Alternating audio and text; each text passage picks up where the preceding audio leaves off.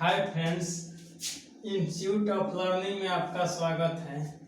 आज हम क्लास 10 से एक चैप्टर नंबर 5 के कार्बन एंड इस कंपाउंड के बारे में कुछ चर्चा करेंगे।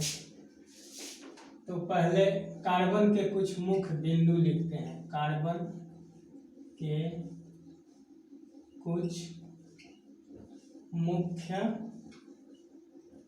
बिंदु।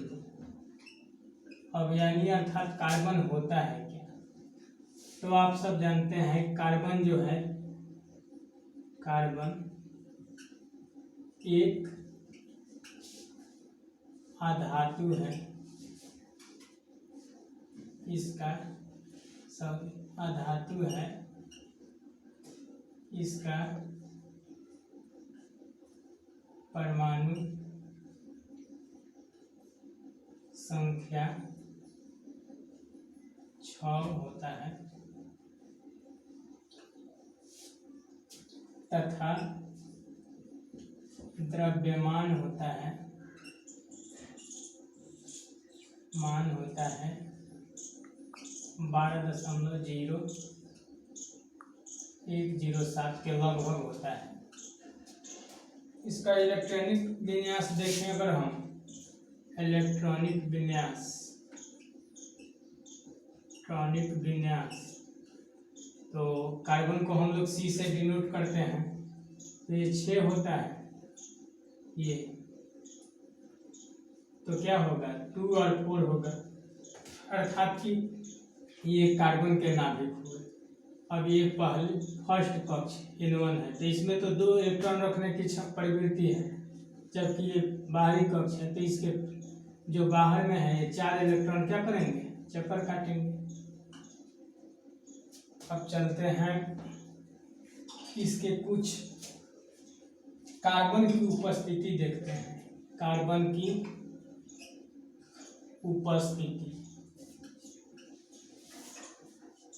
उपस्थिति इसलिए हम देखते हैं कि आखिर कार्बन का हम अध्ययन करें तो क्यों करें। अब कार्बन की जो उपस्थिति है भूपरपट्टी में अगर देखा जाए, भूपरपट्टी में अगर देखा जाए, परपट्टी में, तो इसका जो मात्रा है लगभग 0.02%। अगर वहीं वायुमंडल में देखी जाए, मंडल में, तो ये 0.03% है। फिर बात आया कि अगर ये इतना कम है तो इसका हम अध्ययन करें क्यों। लेकिन अगर ये इतना ही मात्रा है फिर भी हमारे वायुमंडल में इसका क्वांटिटी बहुत ज़्यादा हो जाती है, इसलिए हमें इसका अध्ययन करना पड़ता है। और तो हम अब कार्बन की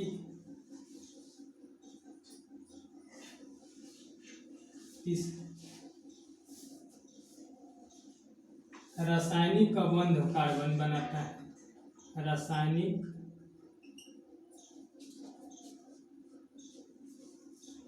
आबंधों के प्रकार देखते हैं। आबंधों के प्रकार कि आखिर कार्बन कितने प्रकार के आबंध बना सकता है, एक दूसरे से कैसे साझा करता है। तो पहला हम पढ़ेंगे आयनिक आबंध।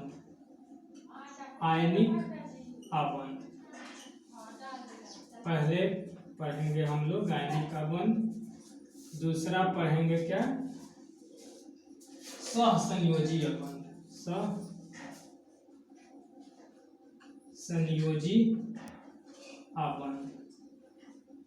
सहसंयोजी आबंध। आयनिक आबंध की हम अगर बात करें तो कार्बन आयनिक आबंध अपना नहीं बनाता है, क्योंकि इसके तो बाहरी कक्ष में 4 इलेक्ट्रॉन क्या करते हैं, ये हुआ बाहरी कक्ष में 4 इलेक्ट्रॉन होते हैं जो क्या करते हैं, चक्कर काटते हैं। अगर किसी से ये इलेक्ट्रॉन देता भी है तो भी इसको दिक्कत है, और किसी से लेता भी है तो भी दिक्कत है। न ये 4 किसी को दे पाएगा, ना 4 किसी से ले पाएगा, इसलिए ये आयनिक बंध नहीं पढ़ाते हैं, सॉरी नहीं बनाता है। और इसी वजह से इस पे एक प्रश्न भी है कि कार्बन अपना आयनिक बंध क्यों नहीं बनाता है। तो हम ऐसे उत्तर लिख सकते हैं इसका कि कार्बन अपना आयनिक बंध इसलिए नहीं बनाता है कि जो इसके बाहरी कक्ष हैं उसमें 4 इलेक्ट्रॉन होते हैं, जो बाहरी कक्ष में क्या करते हैं, चक्कर काटते हैं और चाहते हैं किसी से अपना इलेक्ट्रॉन दे दे या ले ले, लेकिन वो ले दे नहीं सकते हैं क्योंकि इसके लिए उन्हें बहुत ज़्यादा एनर्जी की आवश्यकता पड़ती है। तो हम पढ़ते हैं सहसंयोजी बंध। तो सहसंयोजी बंध जो होते हैं ये 3 प्रकार के होते हैं। एक होता है एकल बॉन्ड, और दूसरा होता है द्विबंध।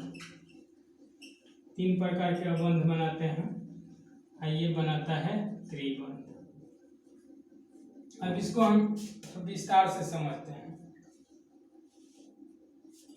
अब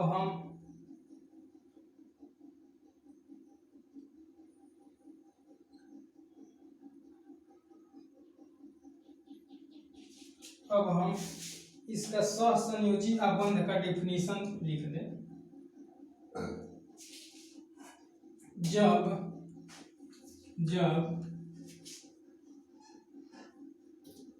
जब परमाणुओं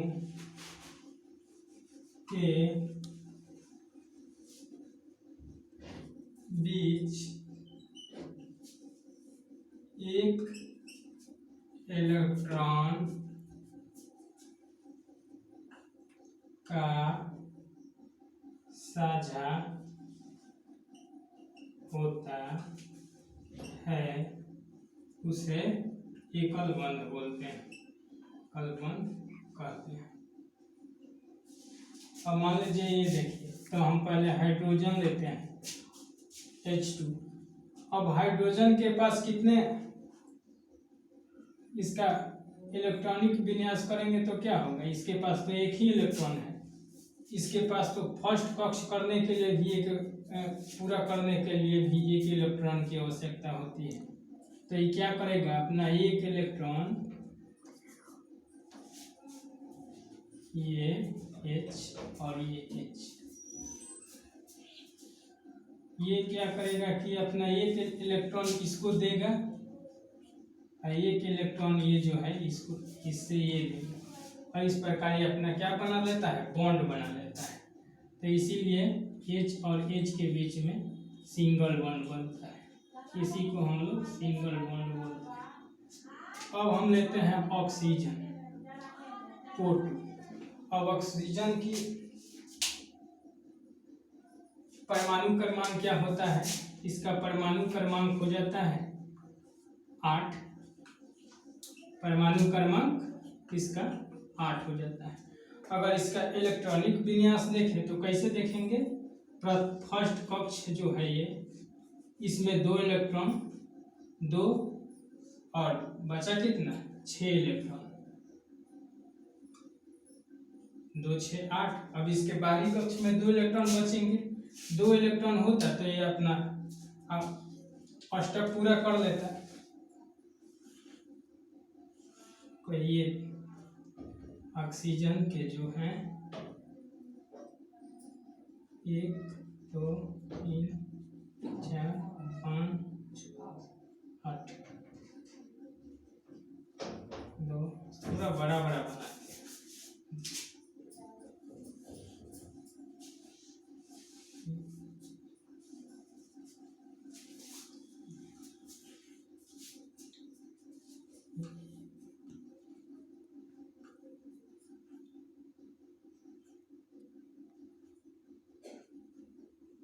8। अब इसे इधर डॉट से डिनोट करते हैं, 4 5 6 7 2 ये 8। तो अब इसके बाहरी कक्ष में 2 इलेक्ट्रॉन चक्कर काटेंगे, ताकि 2 इलेक्ट्रॉन मिल जाता है, सॉरी इसके बाहरी कक्ष में 6 इलेक्ट्रॉन रहेंगे। अगर इसे 2 इलेक्ट्रॉन मिल जाए तो ये अपना अष्टक पूरा कर लेगा। तो ये क्या करेगा, इससे ही अपना साझा करके बॉन्ड बना लेगा। तो इसलिए ऑक्सीजन और ऑक्सीजन के बीच में डबल बॉन्ड बन जाता है। अब चलते हैं हम त्रिअबंध के बारे में, यहाँ देख लेते हैं त्रिअबंध। इसके लिए हम N2 लेते हैं, नाइट्रोजन। अब नाइट्रोजन की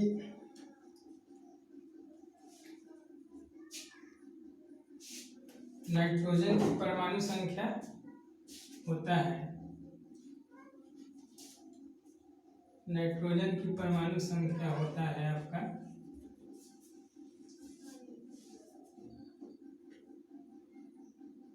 ये, इसका अगर इलेक्ट्रॉनिक विन्यास देखें तो 2 5। अब इसके अगर देखा जाए तो अगर इसके पास 3 और इलेक्ट्रॉन होते, ये होंगे ये, इसके बाहरी कक्ष में कितने इलेक्ट्रॉन चक्कर लगाएंगे, 5 इलेक्ट्रॉन।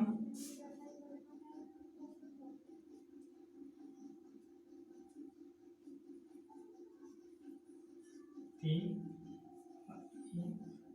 2, 3।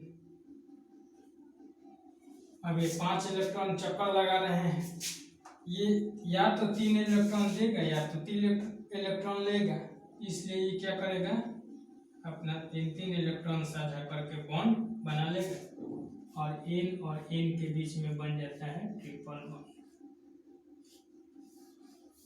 तो दोस्तों मैं आशा करता हूँ कि ये बहुत अच्छा आपको लगा होगा, समझ में भी आया होगा। तब तक के लिए धन्यवाद। अगले क्लास में हम नेक्स्ट करेंगे।